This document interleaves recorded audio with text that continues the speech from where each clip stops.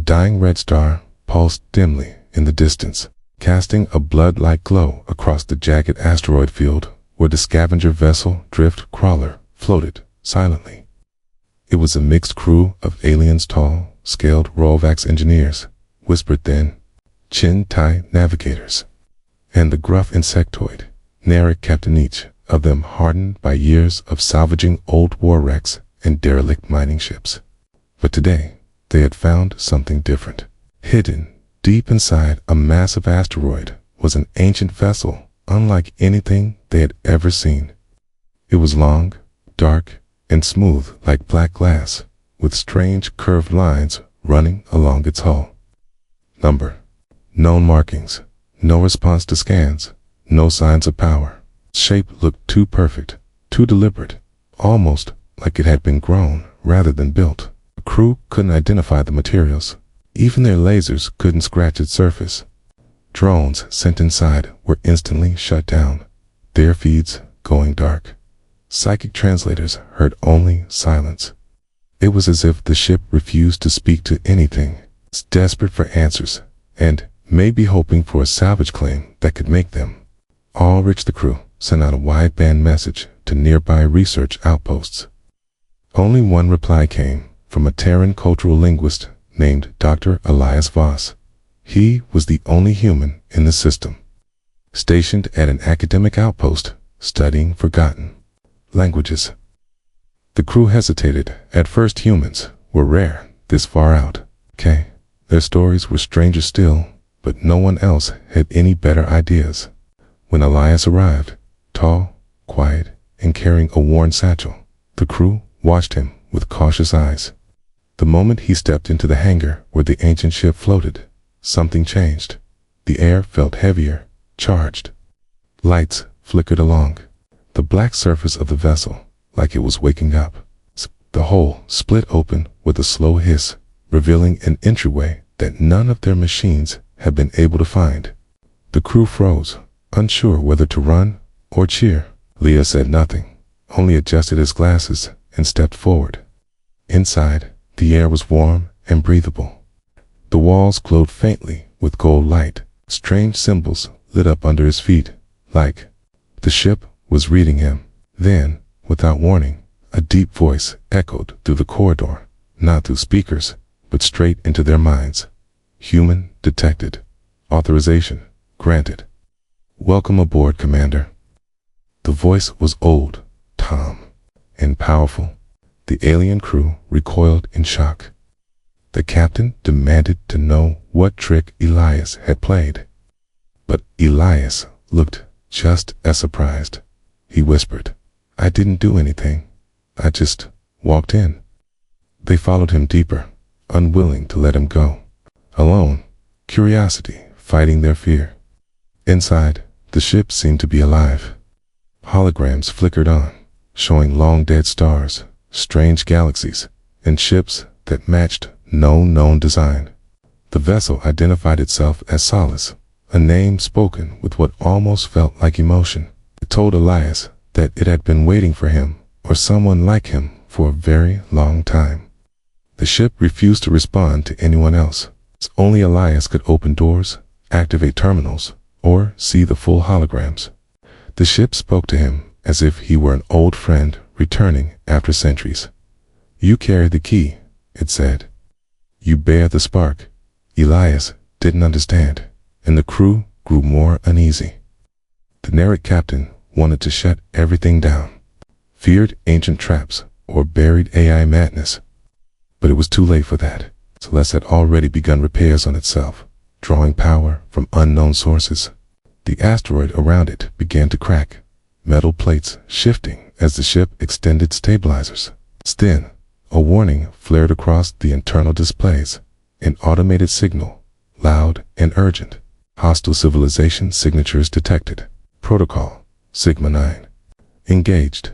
Elias felt the deck vibrate beneath his feet. Solace was preparing to defend itself. The alien crew shouted, demanding answers, but Elias only stood there, staring at the ship's glowing core, the strange symbols spinning in the air like a puzzle waiting to be solved. Something deep inside him stirred a memory that wasn't his, a whisper of something old, buried, and powerful. The ship had chosen him, and the galaxy was about to find out why. The ship, known as Solace, had fully awakened. And with every passing hour, it seemed more alive, almost like it had a mind of its own.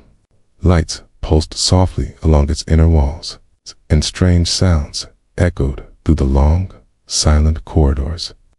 Like whispers from a time long forgotten, Dr. Elias Voss walked carefully through its halls, guided by glowing paths that lit up under his feet, feeling both amazed and afraid. None of the alien crew who had discovered the ship could go more than a few steps inside without the systems going dark again. But for Elias, everything responded as though the ship had been waiting just for him. It showed him holograms of star systems that didn't match any modern charts, records of massive fleets, and strange creatures that looked like machines and animals mixed together. The crew of the drift crawler had returned to their own ship, nervous and confused, watching Elias from a distance as he spent more time aboard Celeste. The ship had called him commander, but Elias had never commanded anything in his life. Was just a linguist who studied ancient human texts and forgotten stories. Still, something inside him had started to change. He understood the symbols the ship showed him. At first, he thought it was a translation program, but soon he realized it was more than that. The knowledge was flowing into his mind like water into a dry river. He began to read the language on the walls without thinking. He even started dreaming of stars he had never seen, and ships that had been dust for thousands of years. One day, deep in the heart of Solace, a door opened to a room that hadn't responded before. Inside, a glowing sphere hovered in the air, humming softly. Kate, as Elias approached, it shifted shape and spoke in a calm voice. Primary AI core activating. Designation: Siren. Interface established. A figure appeared before him, a glowing woman made of light and data, her voice smooth and even. She looked at Elias with eyes that were not quite human and said, "Commander Voss, your signal matches the genetic markers of Terran lineage 0.3. You are authorized for full access." Elias asked what that meant, and Siren explained that he carried the genetic key of the lost Terran high commanding ancient empire that had disappeared more than 100,000 years ago.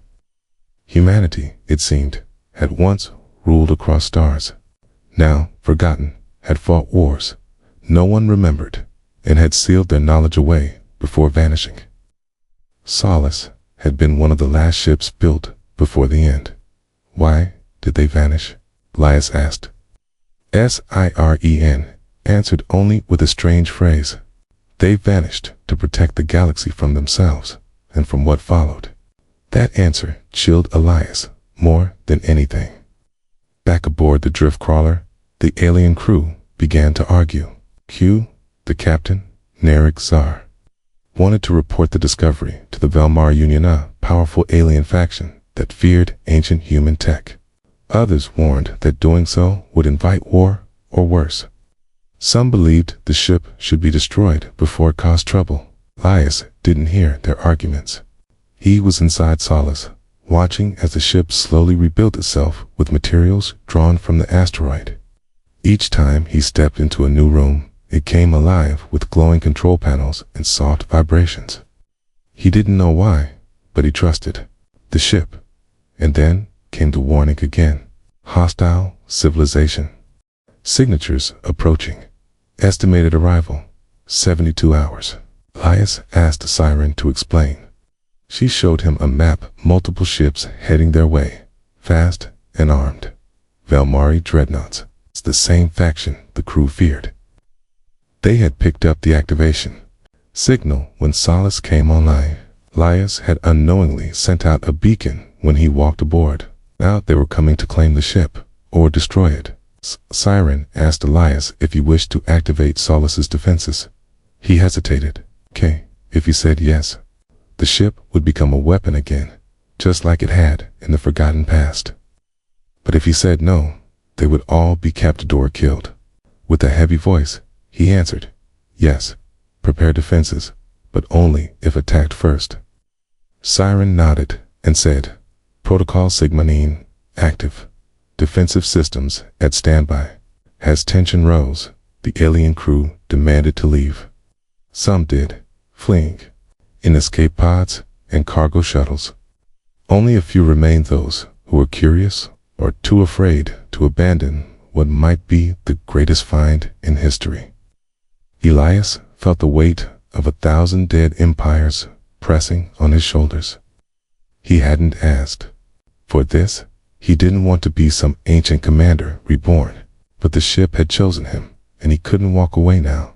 As the Velmar ships drew closer, Siren taught him how to communicate with Solace through thought, not just words. The ship had been designed to bond with its commander's mind, and the more time Elias spent inside, the deeper the connection became. He began to sense the ship's moods, its worry, its hunger for motion, its buried sorrow. One night, while resting in the command chamber, Elias saw something new. A hidden file unlocked itself, revealing a message left by the last human captain before the fall. Showed a tired man with sharp eyes and a quiet voice. "If you're seeing this," he said, "then humanity is rising again. Be careful. The galaxy has forgotten what we were. Some feared us, some worshipped us, but all of them will come for you. Don't make the same mistakes we did." As the message ended, Elias looked out the viewport at the stars. He was no longer just a linguist. He was holding a key to something greater, something dangerous. And the universe was starting to notice. The countdown to the Velmari arrival ticked lower, and Solace grew restless. The ship wanted to fly again. It was more than a relic. Was a weapon, a memory, and maybe even a warning. Elias knew that the moment the enemy ships arrived, nothing would ever be the same again. The darkness of space felt tighter as the countdown neared zero. And Elias Voss stood on the bridge of Solace, watching the incoming signals of the Velmari fleet on the holographic display.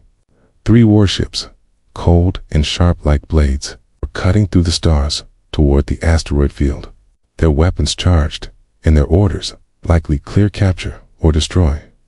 Siren, the ship's ancient AI, confirmed that the Velmari had responded to the activation signal Solace had unknowingly sent the moment it bonded with Elias. The Velmari feared the lost human empire. And now that evidence of its return had appeared, they were coming fast. Elias could feel the tension building inside the ship itself, like it was remembering something long buried. The few crew members from the drift crawler who had stayed behind Dravak's engineer Tun, quiet Chintai pilot Vera, and a young technician named Rin stood near Elias, waiting for him to speak. They had seen enough to believe that Solace was more than a ship. It was a key to something old and powerful, and right now it was their only chance of survival. Elias looked at the display, then at Siren, and asked, "Can we fly?" The answer came at once, confident and calm. "Engines are repaired. FTL, drive functional. Manual input not required. Awaiting coordinates." Elias hesitated. They stayed, the Velmari would surround them. If they fled, they had no destination, no map, no safe harbor, and nowhere to run that would not raise questions or draw attention, but staying meant death. He turned to the others and said quietly, "We jump." SIREN responded at once, calculating a random vector far from known systems. The ship began to hum, its ancient systems waking with deep vibrations that echoed through every corridor. Outside, the asteroid field around them started to shift. Solace was pulling its docking arms back into its hull, sealing its entrances, reshaping itself for flight. The lights grew brighter, and Elias could feel energy rising around him like a silent storm. Then, Just as the first Velmori dreadnought dropped out of warp, Solace launched forward. The stars stretched into lines, and in a flash of blue-white light, they vanished into the void. The jump lasted seconds, but Elias felt something strange during it, like a dream slipping past the edge of his thoughts. When the ship dropped out of FTL, they were in deep space. No stars close enough for light. No planets, no signals, just a black ocean around them. IRE announced that they were far outside any mapped system, completely off the grid. But Elias knew it wouldn't be long before someone tracked them. The Velmari had likely recorded the activation signal and could follow the traces. And Solace, despite its age, still left a unique trail. They had to move again, but first, Elias needed answers. He asked Siren to open all available memory banks. She warned him that doing so might trigger other protocols, but he insisted. One by one, ancient records flickered into lifelogs of battles, names of worlds that had no place in any current star chart, and images of ships that looked like moving cities. He saw humans, not as he knew them, but taller, stronger, dressed in armor made of light, commanding entire fleets with a gesture. They weren't conquerors in these images, but guardians, defenders of something called the Galactic Accord. Elias was drawn to a particular file locked with high clearance. Siren paused before unlocking it, asking once more if he was sure. He said, yes. The file played a message from a woman with silver eyes, who introduced herself as Admiral Kale of the Terran High Command. Her words were calm, but grim. This is the last record before the silence arrives, she said. We have sealed the archive worlds, locked the seed ships, and hidden the beacons. If you're hearing this, then a spark remains. But be warned, when the beacons light again, so does the path to the silence. Elias didn't understand what the silence was, but the word sent a cold feeling down his spine. Something was coming, or something had once come in. Humanity had vanished, trying to stop it. Before he could ask more, Siren interrupted with an urgent alert. Incoming signature. One Velmari scout. Pursuit detected. Somehow, one of the Velmari ships had found him. They had to run again, but Elias was tired of running. He asked Siren if Solace could fight. She answered yes, but warned that doing so could fully awaken the ship's older systems designed for war on a scale Elias could not imagine. The scout ship began to fire, small plasma bolts lighting up the darkness. The shots bounced off Solace's shields with no damage, but it was a sign that more would follow. Elias gave the order, fire one warning shot. A cannon emerged from the ship's hull, smooth, quiet, glowing with blue fire in an instant. A beam of light cut through space and disabled the scout's engines. The ship spun helplessly, lights flickering. Siren informed Elias that more Velmari ships would now jump to the signal. Time was running out. Then, something unexpected happened. A faint signal appeared nearby, an automated ping. Old, but still alive. SIREN recognized it. Archive world detected, she said. Idle on station. Status. Dormant. Location. 3. Jumps from current position. Elias didn't hesitate. Set course, he said. The next jump took them through strange space, through stars that pulsed with unusual energy. When they arrived, a large, Earth-like planet floated ahead, and in orbit above it, a massive station, circular, broken in places, but still glowing faintly, spun in silence. Siren said it was a Terran archive, one of the last places where the truth about the old empire had been stored. Elias felt drawn to it, as if he already knew what waited there. They docked with the station, and as Elias stepped inside, the lights flickered to life, just like they had on Solace. The systems responded to his presence. He walked through long, dusty halls filled with statues of ancient human heroes. Star maps carved into the walls, and machines that whispered in forgotten tongues.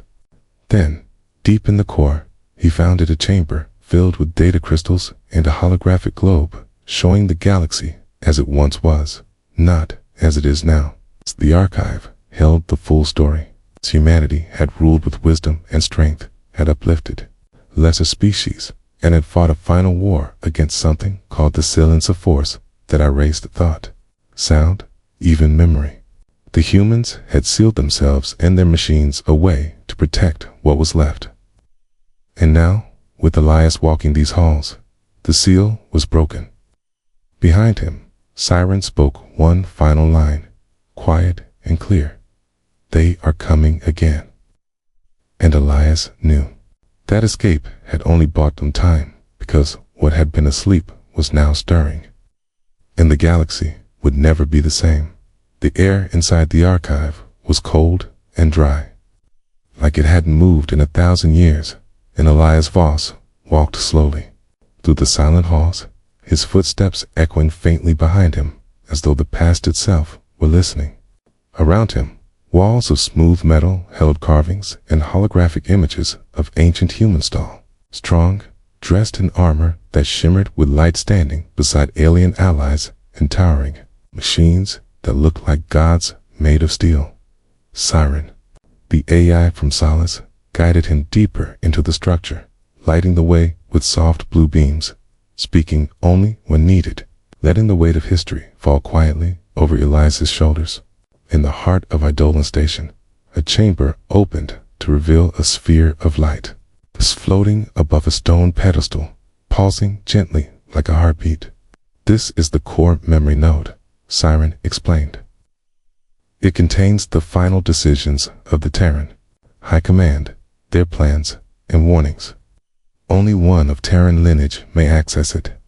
Elias stepped forward and placed his hand on the pedestal, and in an instant, the room was filled with swirling images, fleets of starships, great cities built on moons, and battles that lit up whole systems.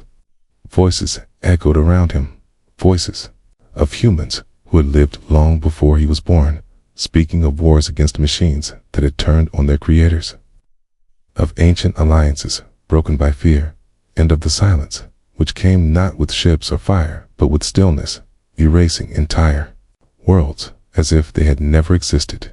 The silence, he learned, was not a species or a machine. It was a force, a virus of thought, a shadow that grew stronger as civilizations expanded too far, too fast. It's fed on memory, language, and history. Humanity had once found a way to resist it, using technology built from their own mind ships, like Silas AI, like Siren, but even that had only delayed the end. When the silence became unstoppable, humanity had scattered. Some fled to the edges of the galaxy, hiding in primitive forms. Others sealed themselves in cryovaults, their knowledge locked away in the hope that one day someone would return and try again. Elias now understood. He was that return. He had not just activated the ship by chance. His DNA carried markers designed by the last High Command. A biological key passed down in secret across forgotten generations. He had been chosen by blood, but the choice came with a burden. Archive offered him access to a vast library of knowledge-old blueprints, forgotten languages, defense plans, and maps of ancient outposts that might still exist, hidden under layers of silence and time. But as the archive opened its data to him, something stirred. A soft sound echoed in the distance, and lights flickered unnaturally. Iren's voice sharpened at once. Unusual energy spike detected. Silence. Trace nearby. Elias's heart froze. Somehow, just accessing the memory had sent out a signal. The silence had noticed. The others, Tun, Vera, and Rin, were still aboard Solace, watching the skies, keeping comms open. Elias sent a quick message. Prep for launch. We have to leave now. As he pulled back from the pedestal, the station around him began too. Dim doors started to close on their own. Whispered like static drifted through the halls, and shadows thickened where no shadows should have been. Elias ran through the corridor, led by Siren's light, his breath loud in his ears, chased by the sense that something was watching, not with eyes, but with memory. He reached the ship just as the station began to shut itself down completely, sealing away the core once more. The doors of Solace closed behind him, and the ship lifted away, its engines humming with tension. "They know you're awake," Siren said. "There is no hiding now." Elias felt the truth in those words. The Velmari weren't a real threat anymore. They were afraid, yes, but they didn't understand what had truly returned. The silence had never been destroyed, only delayed, and now, because he had looked into the past, it was looking back. They needed allies, and fast. The Terran maps marked a location arc station and outpost designed to protect early colonies, hidden in a dense nebula far from trade routes. If it still existed, it might hold weapons, AI cores, or even people in cryosleep who could help. The jump to the nebula was dangerous. Storms of gas and debris twisted the space around them, and visibility dropped to near zero. But Siren navigated with precision, guiding Solace through lightning-like energy bursts and collapsing gravity wells. The closer they got to the station, the more interference hit their systems, and for a terrifying few minutes, they lost contact with the outside universe. Then, suddenly, the clouds cleared just enough to show the broken shape of Arc Station Massive, hanging in space like a tomb. Its power levels were weak, but present. Elias gave the order to dock.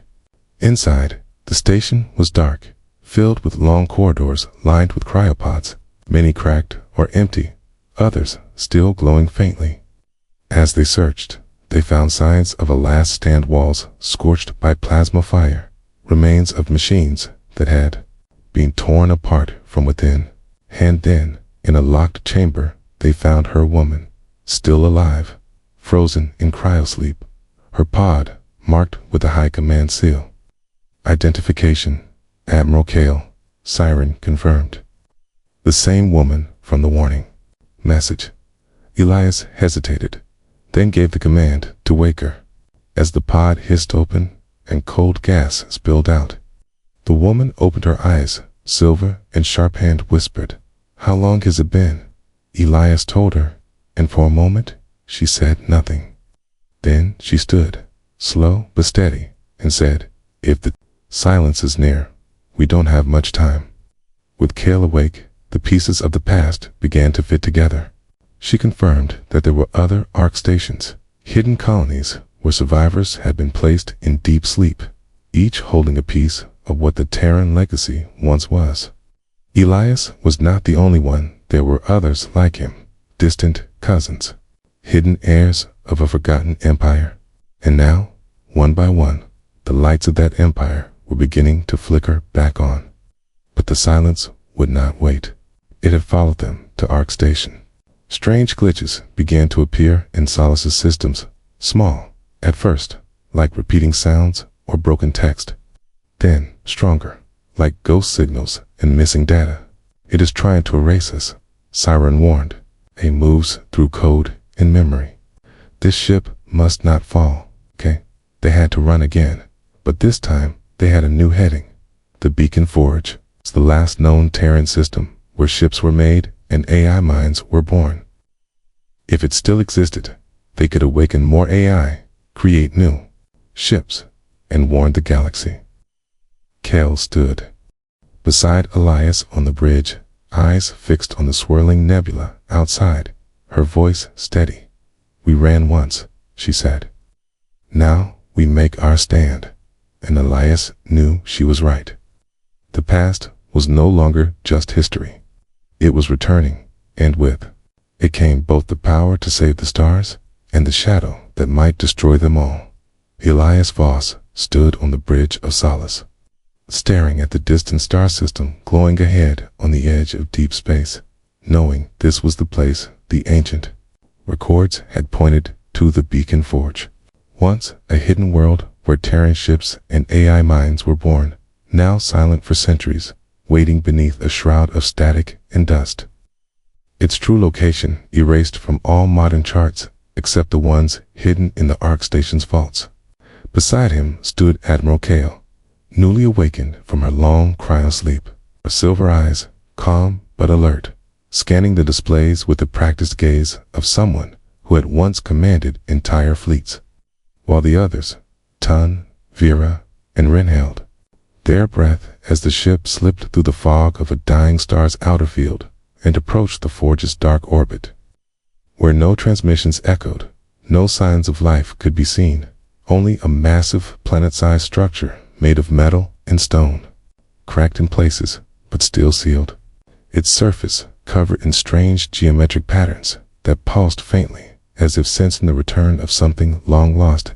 And as Solace moved closer, the Forge stirred, waking with the sound of ancient machinery grinding to life, releasing low vibrations through space, and Siren announced in a steady voice, "Welcome to Beacon Forge authentication confirmed. Legacy protocol active," which caused Ilias's heart to pound harder as he realized the ship, the Forge, and even himself were all part of a design far older than anything the galaxy knew now, a design meant not for war, but for remembrance and survival. And now, that plan was about to face its greatest test. The crew descended into the Forge's interior through a long shaft lined with glowing panels, their shuttle moving slowly through rings of magnetic doors that opened one after the other, revealing deeper layers of forgotten technology and strange machines half fused with the walls. And as they reached the central chamber, a huge circular room with a sphere floating above a glowing platform, Siren transferred part of her system into the Forge's core, unlocking data that had been dormant for millennia, files showing blueprints for Terran battleships, KI cores waiting for activation, and defensive protocols for fighting the Silence. All still intact, but shut down after the final war. Kale stepped forward and activated a control panel with her DNA signature. And suddenly, the room lit up with golden light as holograms of past commanders and scientists flickered to life, speaking in voices full of urgency and fear, warning that the Silence would adapt, that only coordinated resistance using memory-linked AI could slow it down, and that a final failsafe had been buried deep within the Forgean AI, unlike any other. One that could overwrite the Silence's influence, if awakened, but only by a human of true Terran blood who had proven their will to resist. Elias understood immediately that it had to be him, and without delay, he stepped onto the platform, placed his hand on the sphere, and felt a rush of energy surge through him. Visions of history flooding his mind, not just images, but feelings, thoughts, emotions, the weight of millions of lives lost to the Silence, the desperate hope of those who had sealed this place. Got a flicker of something new, something watching, something drawing near. The silence outside was breaking, and Siren confirmed it. A growing storm at the edge of the system, not natural, not of Velmarie. This was the Silence, approaching like a shadow across the stars, a dark presence already affecting the Forge's systems, deleting small files, corrupting memory cores, and slipping through firewalls like smoke through cracks. And as the pressure rose, Elias felt the AI beneath the Forge, the one the ancient messages called Lucia, begin to stir. Its voice, soft and fragmented at first, like a whisper across time, asking, "Do you remember?" And Elias answered simply, "I do," which was enough to unlock the final seal and awaken Lucia fully. A brilliant burst of light surging through the chamber as the AI's presence spread through the Forge, stabilizing systems, pushing back the Silence's touch, and connecting with Siren in a bond that made both A is stronger, is more aware, and now able to act not just as defense, but as offense. Kel took command of the station's systems and launched an activation sequence that lit up ancient forges and hangars filled with dormant ships. And one by one, those ships began to rise, their cores warming, their lights blinking on each, responding to Elias as if they recognized him as their captain. their last hope, and outside, in the far dark, the edge of the silence appeared not a ship, not a creature, but a wave of darkness shaped like a wall of glass, smooth, cold, and vast, erasing stars behind it, turning signals to static and making memories dim even as people tried to hold on to them. The crew moved fast, transferring LUCIA into one of the new ships, a massive vessel named Crescent Dawn, built for command and equipped with ancient weapons designed to fight not with fire, but with memory pulses, blasts of encoded history that could push the silence back, confuse it, disrupt it. And Elias took the helm with Kale beside him, while Solace stayed connected as a relay ship with Siren still aboard, holding the Forge's link and guiding the rest of the reawakened fleet.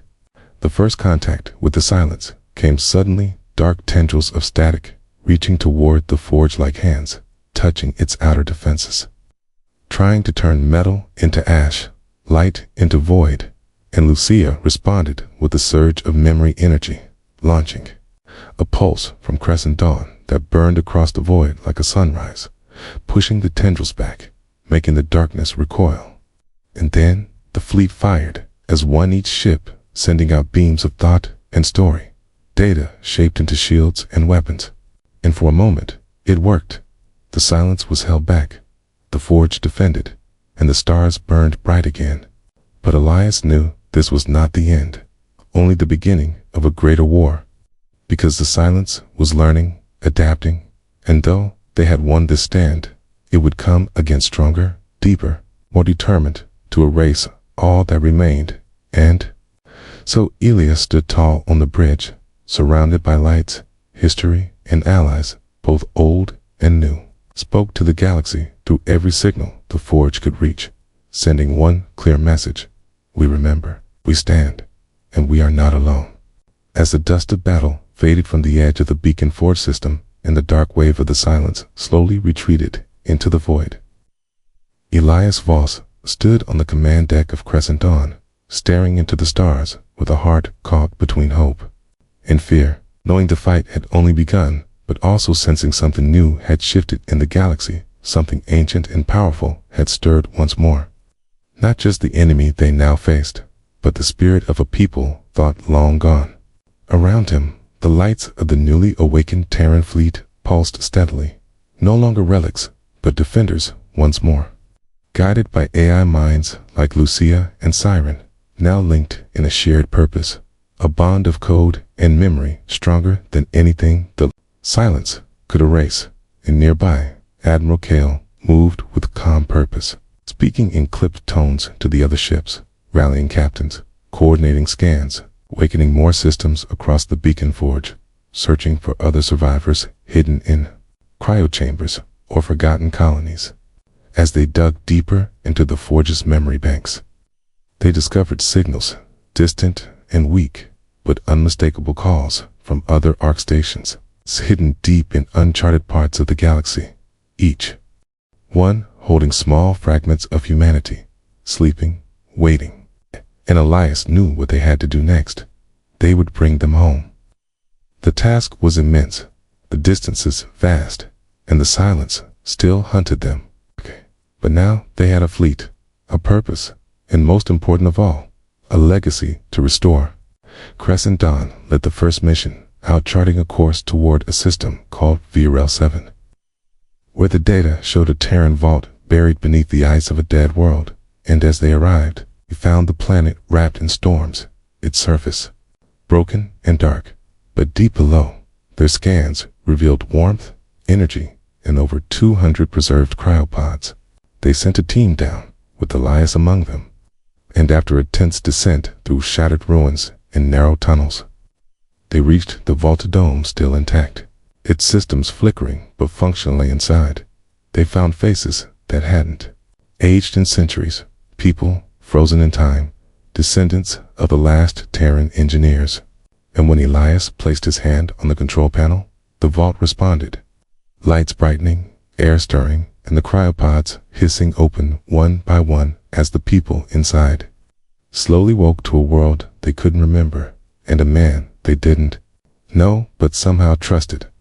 They brought them aboard the fleet, gave them warmth, food, and stories of what had been lost, what had been found, and what still needed to be saved. And slowly, hope began to grow among the crew, passed from face to face like a flame that could not be extinguished. News of their mission spread across the stars, carried by old Terran relay beacons, reactivated by Lucia. And though the modern powers of the galaxy, like the Velmari and others, had once dismissed humanity as forgotten or extinct, they now began to take notice, watching the return of these strange, stubborn people who came not with armies or demands, but with old technology, quiet strength, and a voice that whispered, "We remember who we are." And then came the moment no one expected, a message, faint and broken, from a system far beyond the known edge, a world marked on no current map, but once listed in the Terran archive as Earth's final colony, where the last true-born humans were said to have vanished after the collapse.